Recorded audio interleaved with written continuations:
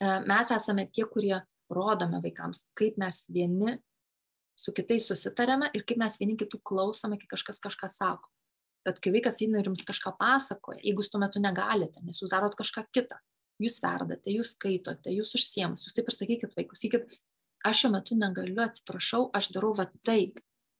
Ir kai baigsiu, aš tada ateisiu, tas paklausysiu. Todėl, kad jeigu mes įprantame, kad, gerai pasako kažką, tai, bet aš tuo pačiu metu irgi užsiemusi, dėmesys visai kitur, vaikas perima tokį mūsų klausimo modelį.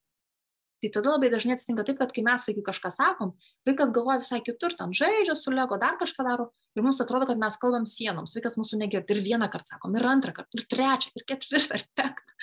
Ir vaikas negirdi. Tai pastebėti, kokie mes esam modeliai šeimoje.